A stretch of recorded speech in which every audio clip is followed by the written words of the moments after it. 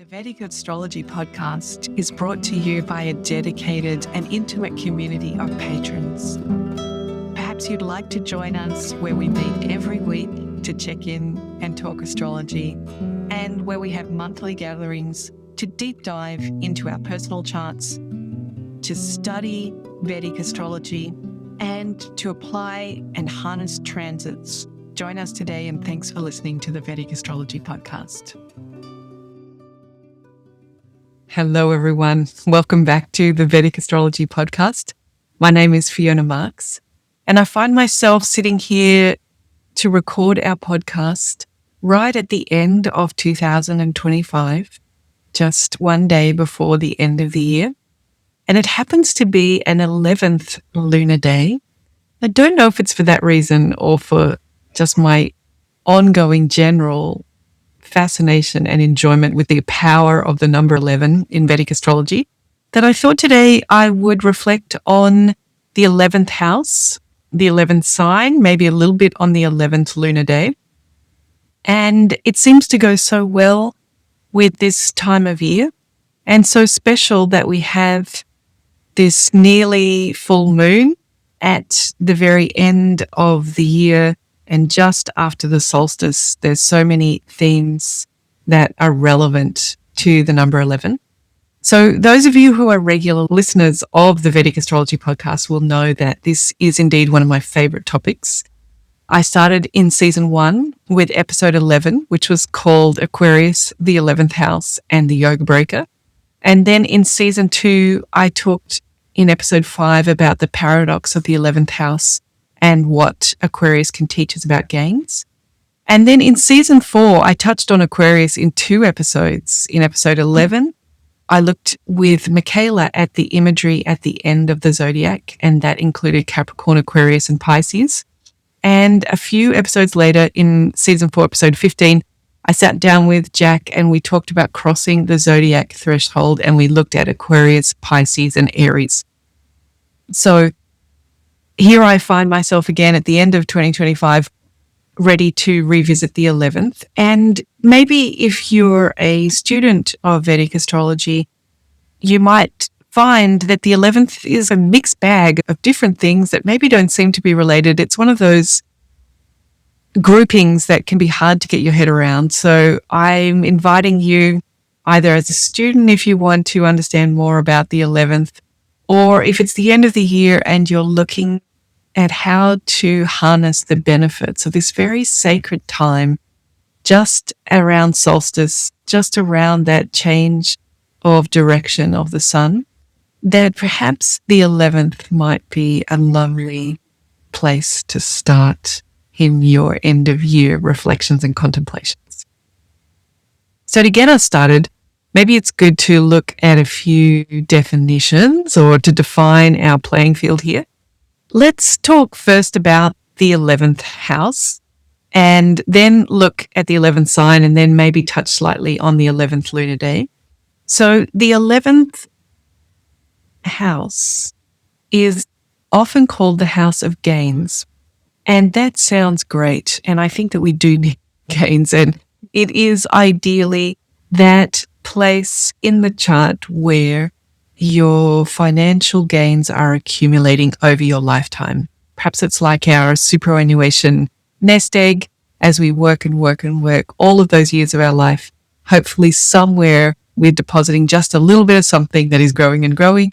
And at the end of our life, we will be supported by our 11th house. So on one level, it's a very good thing. And it is an upachaya house in Vedic astrology, meaning it's a house that grows, a house of growth. And it is the most upachaya of the upachaya houses, or it's the one that exponentially grows throughout your life, grows throughout the whole of your lifetime, and is the house that improves the most in your lifetime. In contrast to that money that we earn from working, the second house, where there's effort that is rewarding the value and that becomes our salary. There's a direct connection between our effort and what we get paid. The 11th is money that grows by itself, that grows passively. So we can think about compound interest that maybe we had to learn about in mathematics in high school. But the idea that if your salary covers your needs only, then you're going to be using that up. All the effort that you put in the week and the value that you receive for that will be used in what you need to consume to stay alive in that week. But if you have excess and over and above what you need to survive, you can begin to accumulate. And you might put that in the bank, and then the bank is going to pay you money for leaving your money in the bank. And therefore, by doing nothing, your money is growing. Now, for those of us who are putting a little bit of money in the bank, we might not really even notice it. But imagine that you have $1 million or euros in there and you do nothing. You don't do any tricky financial wizardry, any tax evading, nothing untoward. You just leave your money in the bank. It will earn this annual interest rate. Maybe it doesn't seem like it's very much right now, but just by itself, the end of the year, you will have 2.5% more little payment there that's added to the million that you originally had. But imagine if you had 10 million just sitting in the bank, you're not doing any crazy investing, anything risky, gambling on the market, nothing.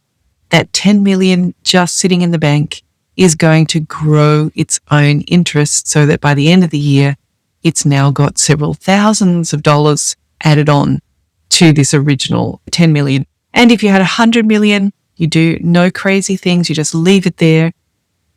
The very lazy accumulator, do nothing. This money is going to grow. Thousands and thousands of euros are going to be added to your 10 million or your 100 million from you doing absolutely nothing. That is what the 11th house helps us to do. It helps us to accumulate because it just keeps growing and growing. And we can think about it if you look at the top of the sky, which would be the 10th house, that when you're born, the top of the sky, the 10th house, the 11th house is right next door. And so if we think of the 10th house as the Karma Bhava, the Bhava of action, the house of action, it's our great battle in the hero's journey. It's our work. It's our career. It's what we're known for. So we do all of that effort. It's an Arthur house, and it is the Karma Bhava that produces the karmic fruits that we would then harvest here in the 11th. So we've accumulated the season's harvest. All of that karma has ripened and the fruits have become full and juicy and ready to pick. And the 11th is where they're all gained. So it's a really important place in the chart, in our birth chart, right pretty much there at the top of the sky. And it's associated with many other things that sometimes students struggle to see what links all of these 11th house things together. But if we keep this idea of growth in mind, it really helps us. And one of the things that the 11th house is associated with is our elder siblings. And if you're lucky enough to have an older sibling, you might remember what it was like when you were 4 and your older sibling was 6. And all you wanted was to be as fast and as strong and as smart as this older sibling. And you were like, when I'm 6, I'm going to be so cool. But then, of course, when you got to be 6, this older sibling was now 8. And although you're 6 and have achieved those things that you thought were so amazing, this 8-year-old is so much faster and so much taller and so much stronger. And it goes on. Now, when you get to be 8, they're 10, or when you get to be 10, they're 12. And no matter what you do, your older sibling is always going to be smarter, taller, faster, stronger, and just cooler.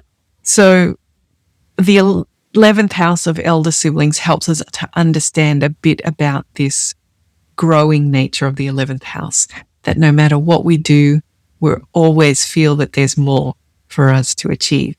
And it's a little bit like the pot of gold at the end of the rainbow. We're chasing after something that no matter which hill or which dale we travel over the rainbow is still just one hilltop away. That's why it's associated with our aspirations, because it's very motivating. The 11th house motivates us to move after this pot of gold. And so the 11th has this aspirational nature, and we might be aspiring to gold, so to physical gains and even non-material things like status and acceptance. So the 11th house has these aspirations that help us move forward.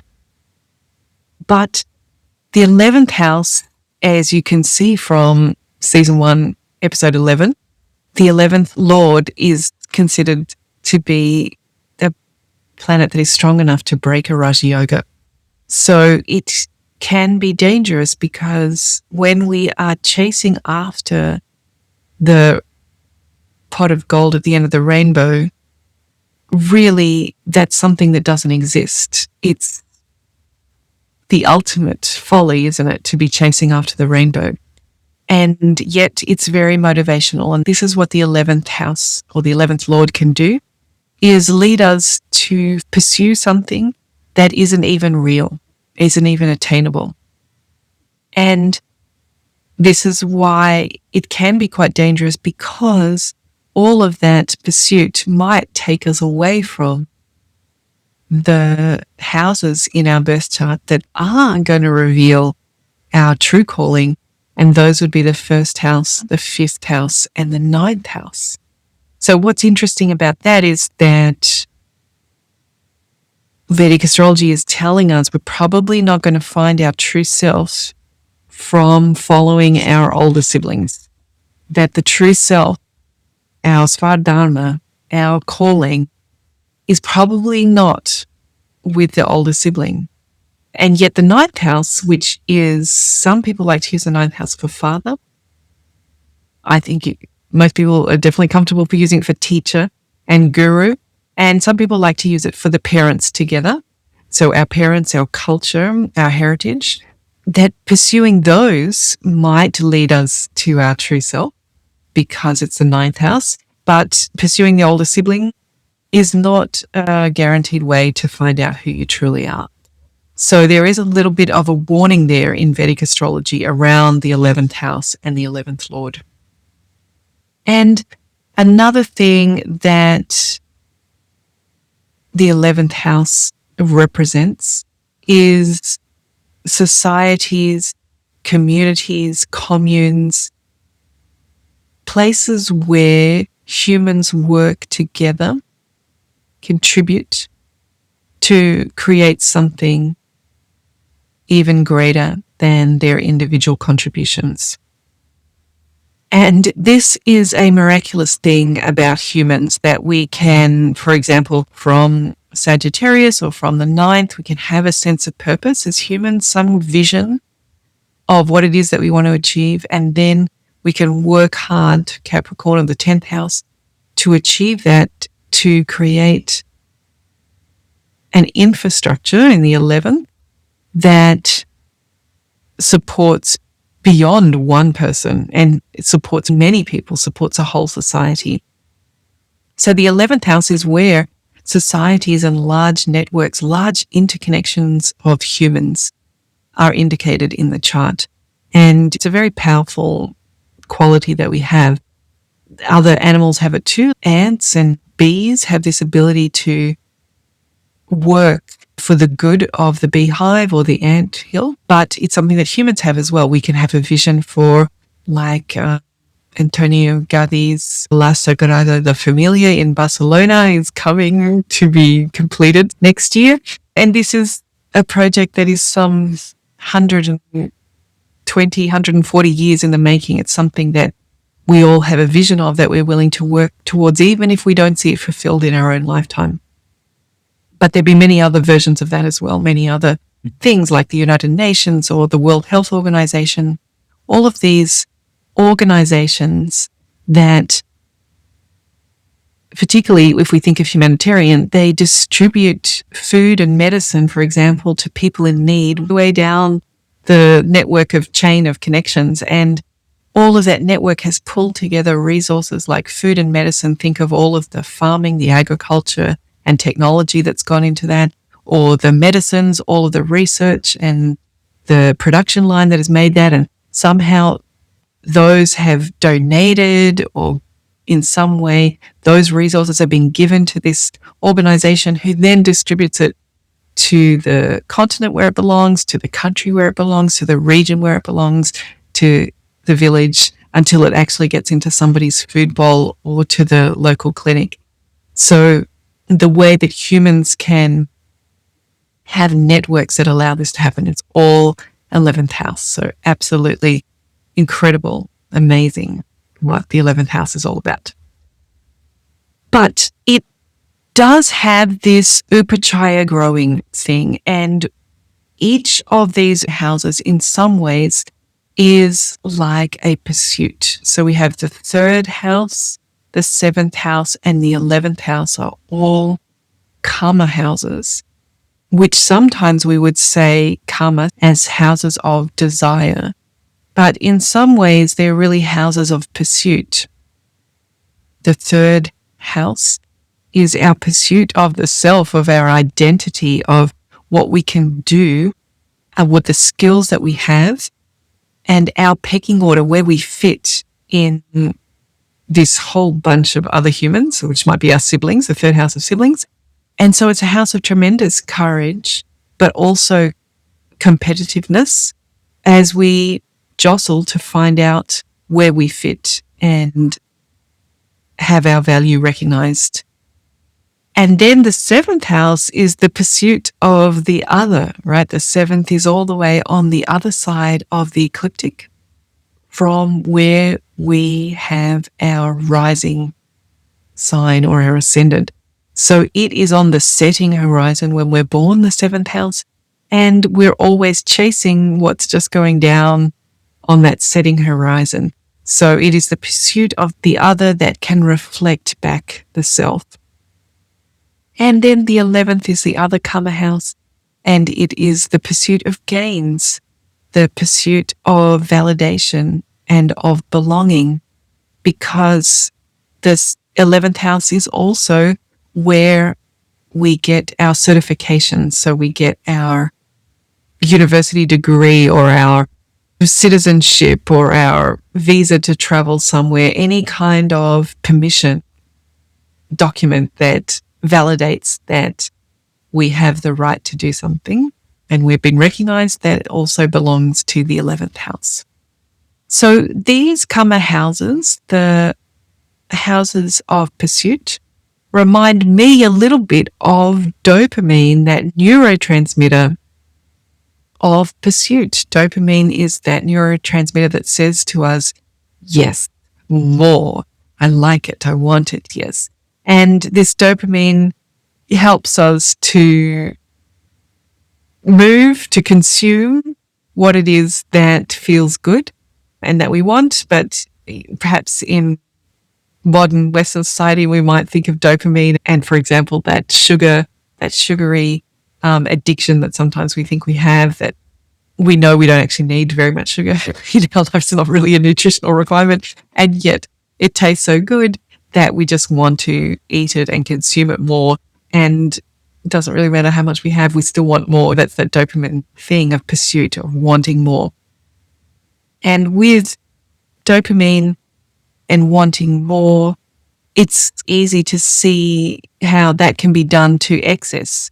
We can want more even to the damage of our own organism, because it just feels so good that we just keep consuming it, even though it's not good for the organism anymore. So maybe we're putting on a lot of weight, or maybe we're over consuming alcohol, or it could be drugs, or it could be some kind of behavior that feels really good.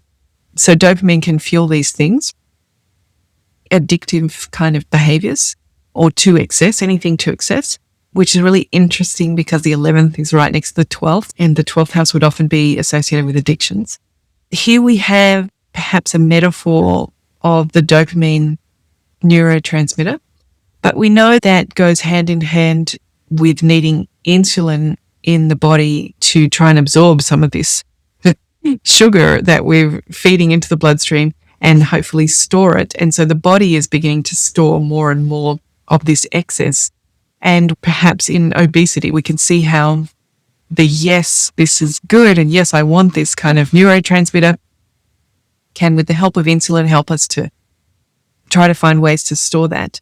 And then if that is combined with cortisol, a sense of stress and scarcity, that everything is life and death threatening, it's really putting a lot of stress on the system.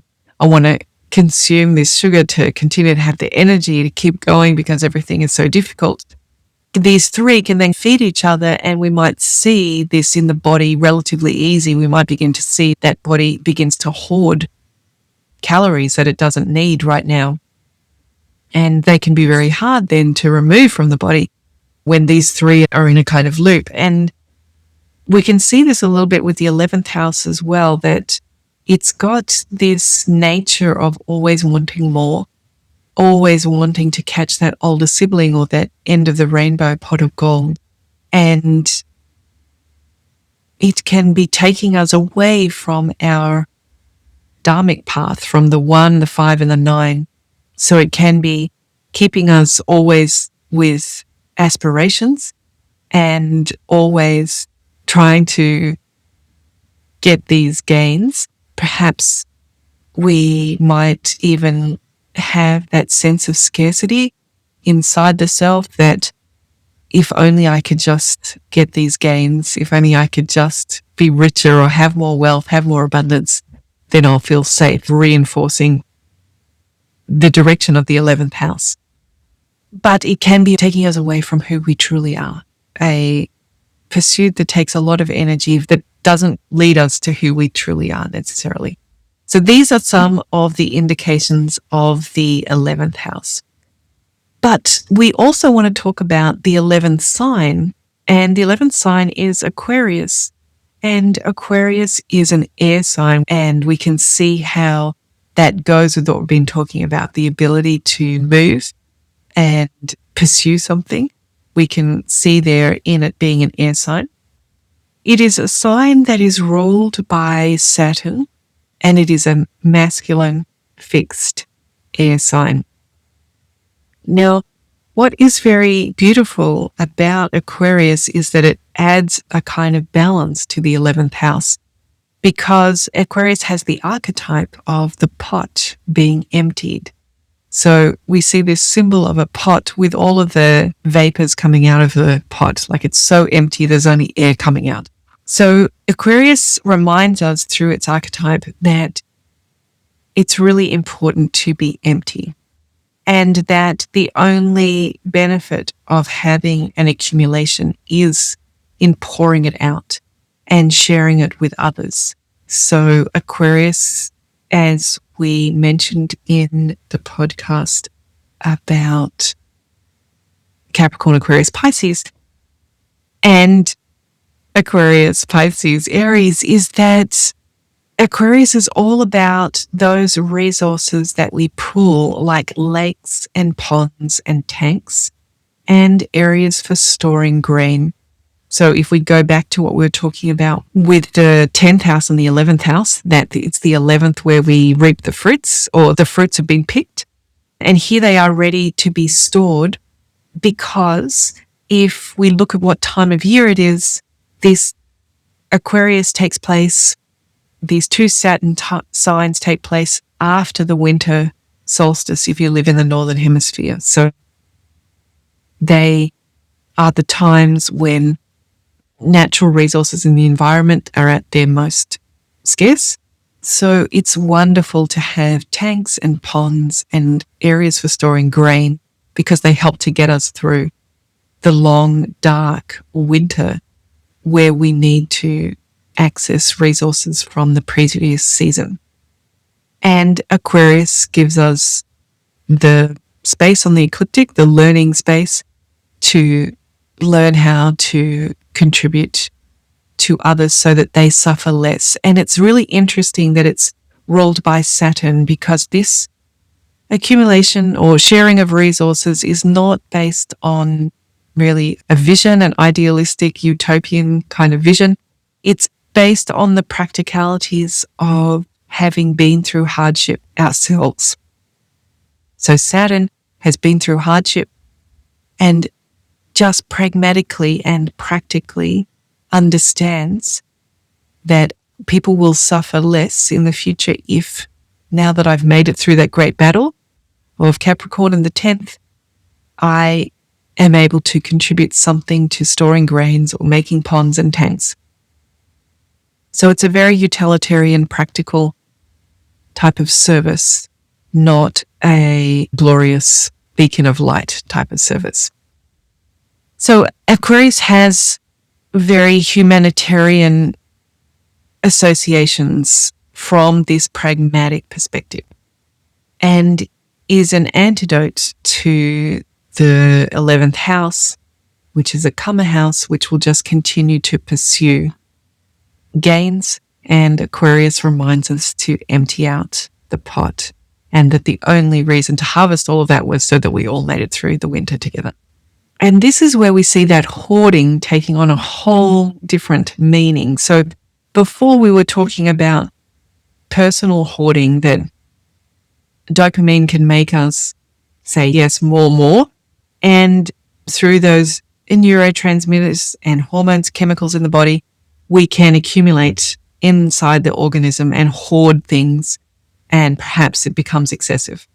And we see that with the 11th house in the pursuit of the pot at the end of the rainbow, that is the pursuit of material gains, that we can have a kind of scarcity mindset that we feel like we'll be safe if we hoard and accumulate more and more. And the 11th house does not have the Saturnian aspect that Aquarius naturally has. So this growth of the 11th can keep us chasing wealth and accumulating wealth to excess. And in the body, we see that excess accumulating. In society, we have become a little numb to the accumulation of wealth. But Aquarius has a natural antidote reminder of the emptying of the pot and this humanitarian aspect to it.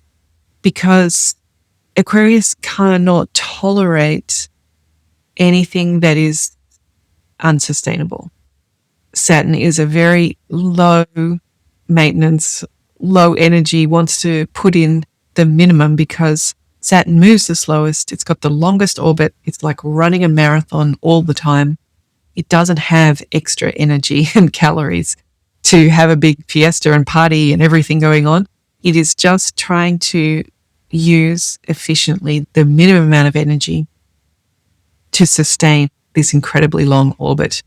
And when we accumulate privately, this eventually becomes unsustainable, and that's where Aquarius can't tolerate that. It can see that imbalance will not be sustainable long term. So for this, we probably have to think about money a little bit differently, that we have to remember that money is a finite amount of money. And that's the only thing that gives money value, is if it's limited. So you might have thought about this when you were little, and I certainly did. Why don't we just print more money to make sure that everybody has money? We could just give money to everybody. But as soon as we print more money, the money itself becomes less valuable.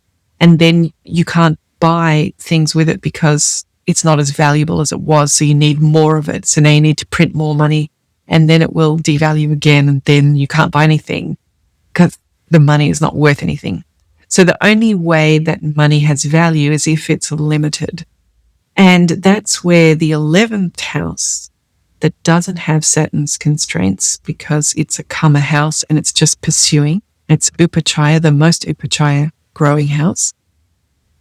It is passively growing money from money.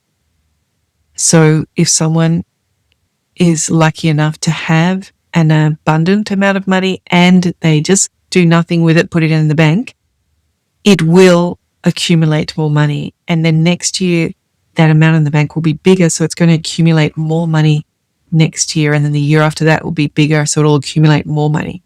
So this is the great thing of gains that we really enjoy.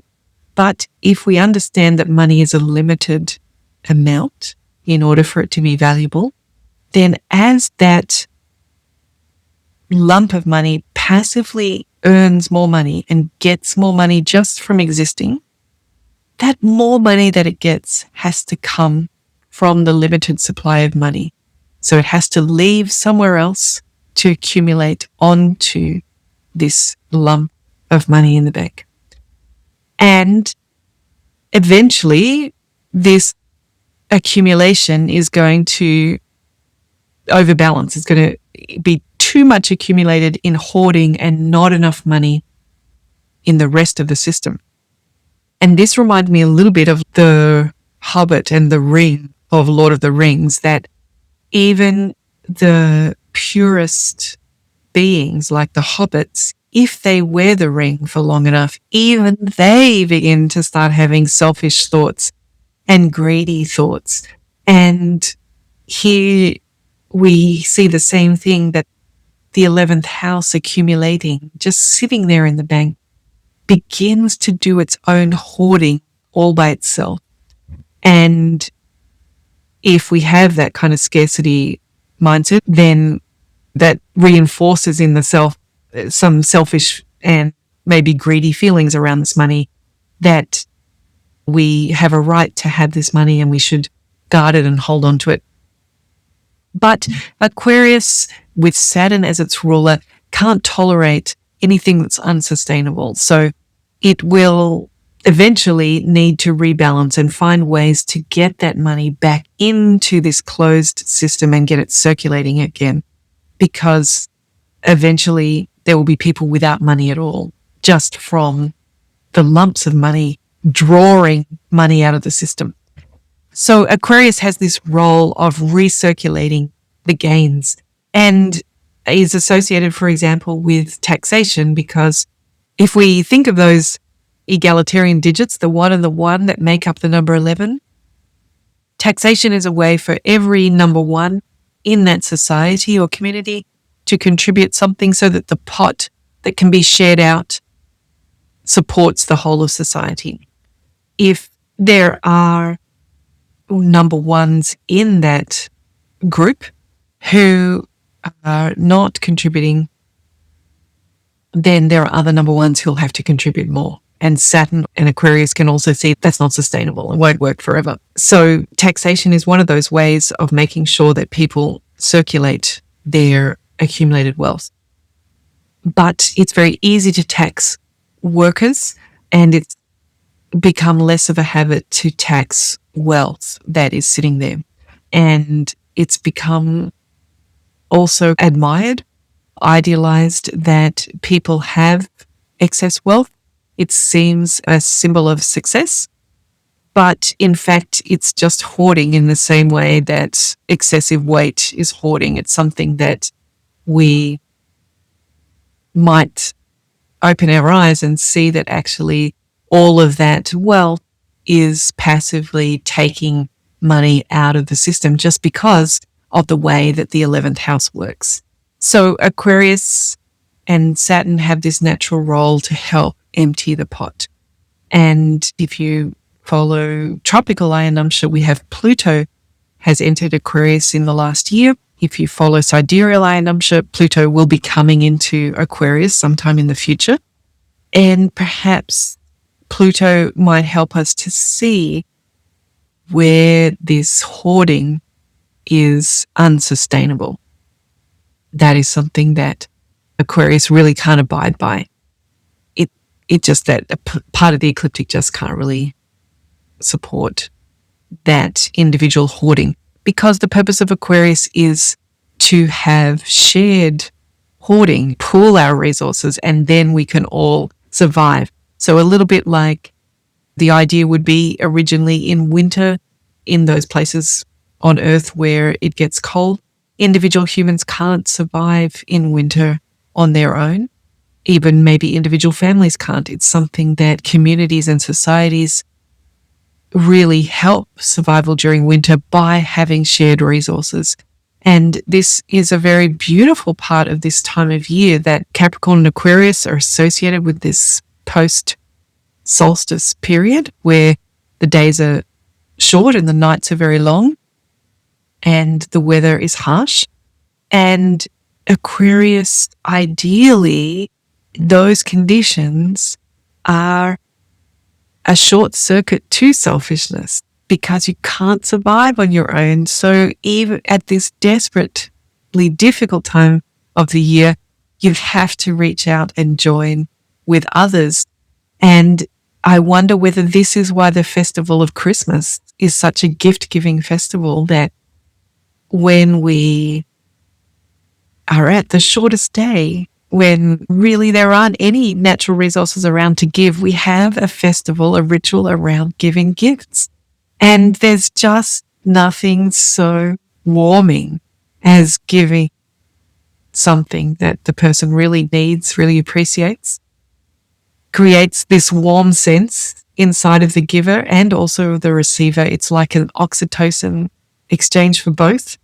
And this neurotransmitter maybe is a little antidote, isn't it, to that cortisol sort of scarcity thing, that when we give and it's truly needed and it's truly received, we get this oxytocin hit of goodness, but it's not a kind of more, yes, it's like a happiness from belonging, from being part of the family, from being interconnected with others. So it's quite beautiful what Aquarius is trying to foster in us. Through harsh conditions, humans will be reminded at least once a year how much they need each other and how good it feels to help someone in need. And how many of us do charity service only on that one day of the year, only on Christmas Day, because it's just so good, even though it would be great if we did it all year round. So is Christmas a bit of a circuit breaker here to help us remember what this Saturn part of the ecliptic is teaching that we need to share? And then this makes me think about the 11th lunar day, which we're on today as I record this, that the 11th lunar day is often associated with fasting. And I wonder whether this is really important. Every 2 weeks on that 11th day, not by accident, are we reminded that we can practice going without, because we might reset that cortisol fear of scarcity when we realize that we can go without, when we have a vision, a sense of purpose about it, and we have the discipline to do it. Actually, we survive beautifully. It connects us more with those who are struggling and suffering throughout the world. It keeps us in empathy with them because we understand through experience what they're going through. And the fasting itself is actually a detoxifying therapeutic experience for the body to use up some of those stored calories and change the way that our body is accessing energy. So it's a beautiful practice. Every 11th lunar day on the waxing and on the waning, is this an inbuilt practice like Christmas once a year? Is this inbuilt lunar day also a practice that is a short circuit to the way the 11th house might hook up with the darker side of Saturn, that fear of that Saturn brings, the scarcity that Saturn brings, and our individualizing of that? I'm not going to survive and I'm not going to be okay, so I need to hoard and protect myself. So rather than taking the oxytocin lesson that maybe leads us towards Pisces even, that it's so yummy to share. That is what feels good, even if we don't have anything, just sharing that half a piece of bread with someone really feels good. And the darker side would be resisting that lesson, internalizing just to the self and thinking what a struggle it is to survive and how I must protect and hoard for myself. It's interesting how Saturn in some ways has those two sides. The Capricorn side is maybe more that personal battle, but this Aquarius side is the masculine. So it wants to experience in the external. So it is asking, Aquarius is that invitation to reach out and do sustainable humanitarian actions that decrease suffering for everyone. So as we come to the end of the year, it's like the 11th hour of the year, you might be searching around for what practice you would like to have in your end of year rituals. Maybe this number 11 is a great thing to contemplate around emptying, fasting, and the natural circuit breakers that help prevent the 11th from turning into hoarding that will suck out the viability and sustainability of the society. And if you're a student of Vedic astrology, this might be a wonderful time to contemplate all the ways that 11 is so powerful and the opportunity that it's offering us in terms of gains, both material gains, but perhaps even more important, the gains of belonging in our family community where we share resources and we and others are all valuable members of this human family. So I send you off at the end of our episode with awesome wishes for your 2026. May you feel even more connected and valued, and may you feel that safety net of all of us around you. And I look forward to connecting with you in the new year as well. And may your sense of connection grow and grow like this Upachaya 11th house. Okay. Bye, everyone. See you next time.